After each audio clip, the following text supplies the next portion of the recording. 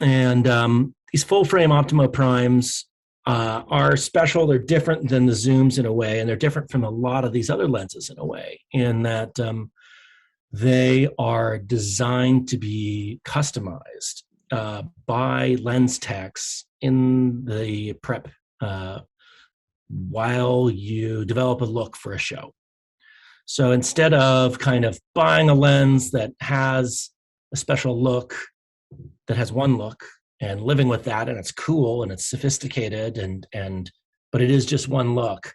The Optimo Primes allow you to open up the inside of the lens and customize the lens on the inside. So Optimo Prime series, there's 12 lenses, as you saw in the previous scene there, and they're from 18 to 200. So you have a really wide set of lenses here. And this is kind of like a sneak peek behind the curtain of how an Optimo Prime can be customized. So there's, on the left side, you'll see there's kind of one block of lenses. On the other side, on the right side, there's another block of lenses behind the red dot there. And this front block on the front of the lens can be removed by lens tech using a special set of tools that we sell. But it's not terribly complicated to do. I wouldn't do it on set. I wouldn't do it in like a camera truck, but it can be done during prep, like I said, or it can, be done in a very clean environment.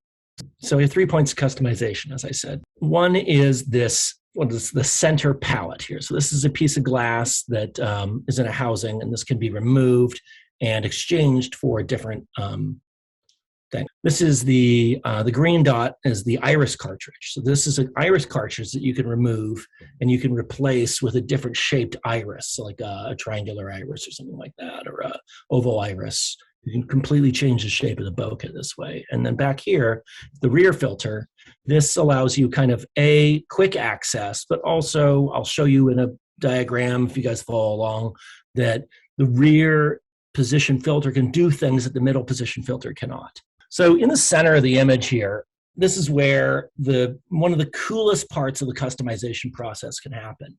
And that's because the light rays are in the middle of the lens, and they're all there, and they're all like defocused. And what can happen is you can put in like different pieces of diffusion. But one of the things I've been having really cool success with is having reflective elements inside, something like, similar to like a glimmer glass or something like that. So when light comes in, it'll hit the center filter, and then the light will kind of bounce back and forth inside the lens and then come out the back. And it creates really complex optical effects because you're getting these kind of bidirectional reflections. Things are bouncing around inside the lens, and it's very fun. So I've had a lot of good success with that. With the diffusive element, because the light rays are in the center, you get a really cool effect that because the image is defocused in the middle, you're getting more overall diffusion. And it's smoother and a little bit stronger than you'd expect. So you want to go with lower strength here. The other thing is that because it's defocused, one of the things that we've been experimenting around is like front filter, center filter, rear filter. And with the front filter and the rear filter, the image is already like composed. So when you are rolling close focus on someone and you see the background, the bokeh, a lot of times, almost all the times, you can see the pattern of the diffusion, and it's kind of a giveaway. And it's kind of like, well, I like the diffusion, but so I have to deal with that. But when you have the diffusion filter in the center, the image is totally defocused, so you have no bokeh printing. So it kind of makes the lens feel more like it was built this way instead of we're using filters. So you can get some cool effects. This is one example, but you guys, this DCS presentation comes right as we're about to engage in a really complex new shoot that shows all of the new looks. So watch this space and check us out at BandPro, and we'll have some more stuff to show you soon. So yeah, this is like a blue streak filter, for example. This is something that can go in the middle. The next piece is the iris cartridge. So you can pull this out and engage in a couple of different things. And I find that this effect is something that is cool when you add it to another effect. This is a situation where you're using a triangular iris, and we're getting kind of like an old school B-speed look. And by itself, it's pretty neat, but if you mix it up with some other cool diffusion stuff, you can get really close to the effect of, some of these lenses, shooting Taxi Driver on or something like that. You can get some elevated black level in the shot or something, and you get the ability to kind of have the vintage lens performance that you're looking for, but be in the chassis of an ultimate high-end 2021 era mechanical optical performance beast. So you get to kind of switch it up, and then as the owner or as a rental house person, switch it back to the default and shoot the clean, beautiful, high-res, low-contrast look that Optimos are known for. So in the rear palette here, what you see is the light rays have diverged now. So we've created an image, and there is an up and a down, and a left and a right. So, we've got an image here in the front, and then in the center, like I said, the image is defocused, and then you come back out the other side, and you have orientation. Next.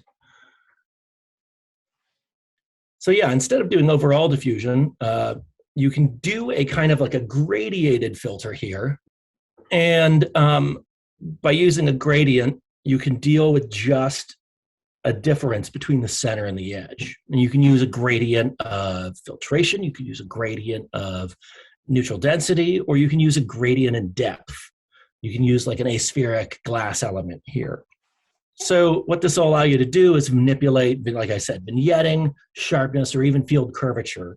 And this allows you to kind of keep the center sharp and the edges rolling off into softness, which is something that people love about old school lenses like K35s and that kind of thing, that it's really hard to get these modern flat field lenses. So what's nice is you don't have to have the downsides of working with a vintage lens. You have a ultra high performance modern lens that you can then selectively modify, customize, and change on a cartridge-based system. So you've got slots, pop in, and you can exchange things. And we also encourage people to kind of create their own stuff, because I feel like that's really where a lot of the creativity is going to be. It's going to be in the user. We have a lot of faith in our customers, and so we encourage them to kind of make the stuff that we wouldn't think of. So yeah, also the rear position palette doesn't require you to disassemble a lens. Like I said, disassembling the lens is easy, but it's not something I would do in the field. So if you're looking to kind of have another quick change port and you don't want to fly map box and you're on a gimbal or something, or you're on a motorcycle mount or whatever, and you want to do rear filtration, you have the slot on all these lenses to just do, whatever rear filtration, front filtration you have in the map box. It has the identical effect nearly in the back. This is the Optimo Prime series. Like I said, 18, 21, 24, 28, 32, 40, 50, 60, 75, 100, 135, and 200.